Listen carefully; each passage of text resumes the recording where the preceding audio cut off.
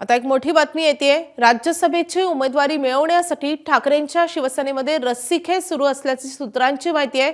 प्रियांका चतुर्वेदी यांच्यासोबतच राजन विचारे, अंबादास दानवे, विनायक राऊत, चंद्रकांत खैरे हे राज्यसभेची उमेदवारी मिळावी यासाठी इच्छुक असल्याचं समजतंय।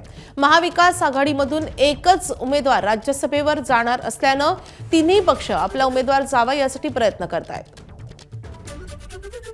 आपले प्रतिनिधी वेदांत नेब आपल्या सोबत आहेत। वेदांत, खरं तर आता ही उमेदवारी नेमकी कोणत्या पक्षाला मिळणार आहे हे अजून स्पष्ट होत नाहीये, मात्र शिवसेनेमध्ये वेगळीच रस्सीखेच सुरू झाली आहे। ज्या प्रकारे आपण बघितलं, महाविकास आघाडीच्या वरिष्ठ नेत्यांची अजूनही एकत्रित बैठक झालेली नाही। मात्र शिवाय हेही निर्णय झालेला नाही की ही जागा कोणत्या पक्षाला, म्हणजे तीन पक्षापैकी कोणत्या पक्षाला जाणार, कारण तिन्ही राज्यसभेची जागा आपल्याला मिळावी यासाठी प्रयत्न करत।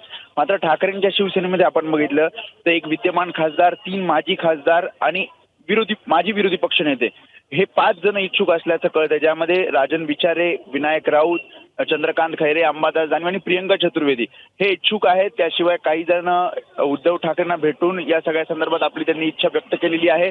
विशेष म्हणजे आपण ठाण्यामध्ये बघितलं तर ठाकरेंच्या शिवसेनेची तशी ताकद राहिली नाही, त्यामुळे राजन विचारेंना ही तिकीट मिळावं असा त्यांचा प्रयत्न आहे। तर छत्रपती संभाजीनगरमध्ये सुद्धा ती स्थिती आहे की अंबादास दानवे यांची विधान परिषद टर्म झाल्यानंतर आता राज्यसभा मिळावी यासाठी ते प्रयत्न करतात।